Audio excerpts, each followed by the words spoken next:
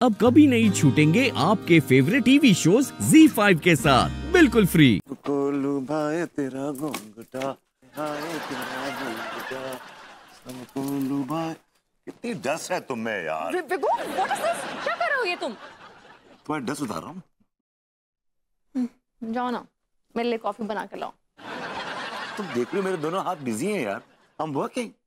हाँ, आज तुम बड़ी साफ सफाई कर रहे हो सुबह से, और आज कुछ ज्यादा ही कर रहे हो। क्या ओसीडी हो गया क्या तुम्हें? क्या समझा करो, बुआ जी आ रही हैं। बुआ जी। ओ या, मैं तो भूल ही गई थी, तुम्हारी बुआ जी आ रही हैं, तभी तुम सुबह से इतने ओवर एक्साइटेड हो। तो क्या बुराई है इसमें?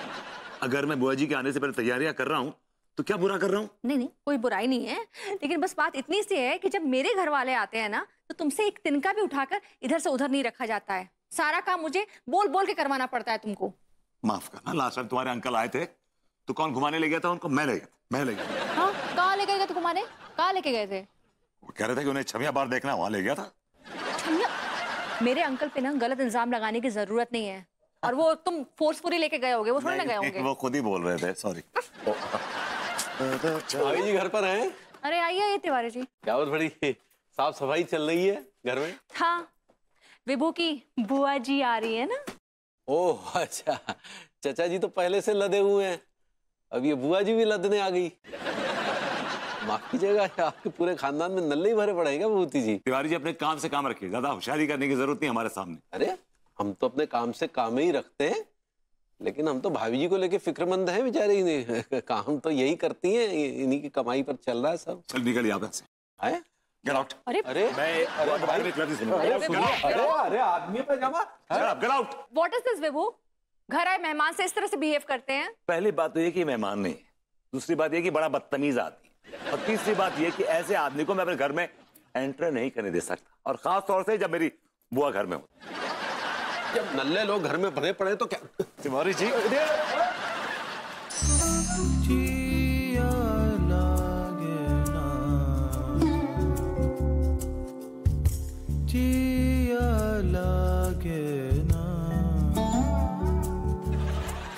प्रणाम भाई। खुश रहिए। अक्का हुआ सक्सेना जी, आप रो रहे का? हाँ भाई, मैं दिया का रो रहे आप? कौन बात का गम है आपको? हम पागलों का गम ना कोई देख ही नहीं पाता है। अगर कोई ध्यान से देखे तो पता चले कि हमारे अंदर कितना ज्यादा गम भरा हुआ है। पागल तो हमेशा हंसता रहता है, खुश दिखाई पड़ता है, पर किसी ने कभी भी हम पागलों के दिल पर हाथ रखकर समझने की कोशिश ही नहीं की। दिया, हमको सच्ची नहीं पता था कि आपके अंदर इतना गम है। हमको बताइए ना, किस बात का गम है? भाई पूछ रहे हैं आपसे। भाभी माँ, एक शेर है। हैदराबाद। भाई माँ, एक इरशाद। ऐसे ही पकड़े हैं भाई माँ, ये शेर कुछ यूं जाता है, जो तार से निकली है वो धुन सबने सुनी है, जो साज पे गुजरी है वो किस दिल को पता है।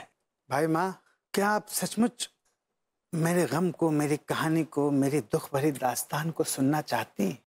हाँ। जब मैं महज 5 साल का था ना, मेरे सिर से मेरे माँ बाप का साया उठ गया भाई माँ, और थोड़ा सा बड़ा हुआ हूँगा, मेरे चाचा ने ना मेरी दौलत हड़पने के लिए मुझे 15वीं मंजिल से नीचे फेंकवा दिया भाभी माँ। तो मेरा नसीब अच्छा था भाई माँ कि मैं कचरे के डब्बे में जाके गिरा। सर पर चोट आने की वजह से पागल हो गया मैं।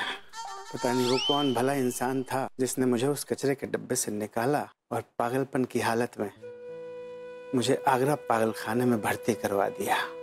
वहाँ मुझे बहुत सारे अवार्ड दिए गए, पागलों की डिग्रियां दी गई मुझे वहाँ। पागल श्री, पागल शिरोमणि, पागल विभूषण, तमगाए पागल। भाई मैं, पता है मेरे बारे में ना एक बात बड़ी मशहूर थी वहाँ। क्या बात? मैंने ना भाई मैं कभी किसी को अननेसेसरी नुकसान नहीं पहुंचाया, किसी को मैंने दुख नहीं दिया भाभी माँ। लोग मुझे परेशान करते थे, लोग मुझे नुकसान पहुंचाते थे, लोग मुझे छेड़ते थे, पर मैंने कभी भी बदला लेने की नहीं सोची। उनके जुल्मों के बदले में भाभी माँ, बस मैं उन्हें एक जुमला कहता था, और वो जुमला था,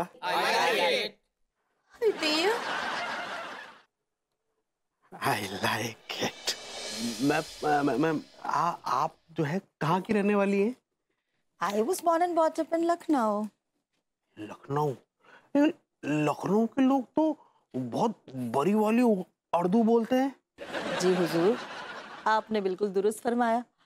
लखनऊ के लोग बहुत अच्छी उर्दू बोलते हैं। लेकिन आप तो इतनी सारी अंग्रेजी बोल रही हो। हम तो खत का मजमून भाप लेते हैं लिफाफा देखकर। आपको देखकर ऐसे लगा कि हमें आपसे अंग्रेजी में बात करनी चाहिए। ऐसा क्या मैं आपको अंग्रेज लगता हूँ? आपकी शख्सियत में ना एक केन्यापन है। And I love Kenyon people.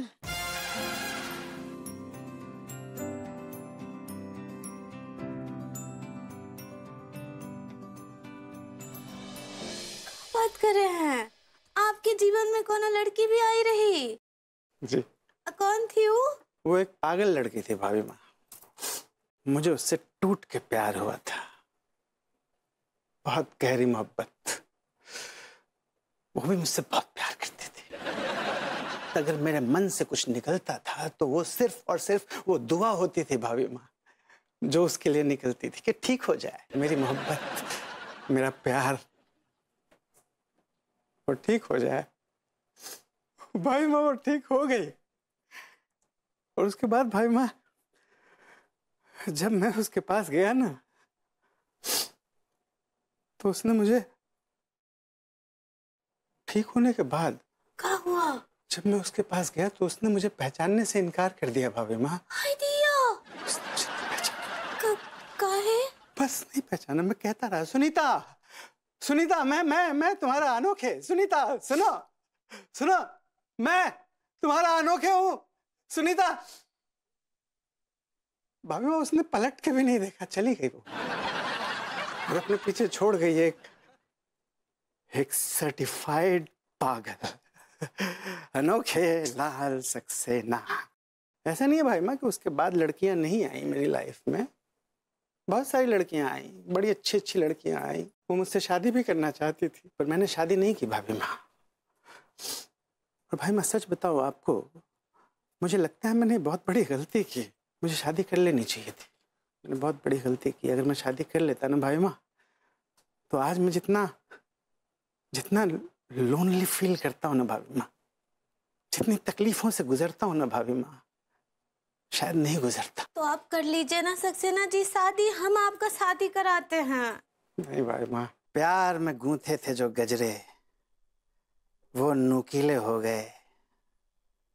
अब तो तेरे हाथों के कंगन भी ढीले हो गए। पेड़ की शाख पर फूल अकेला रह गया। अब तो गांव की सख्त तीलियों के भी हाथ पीले हो गए। दिया।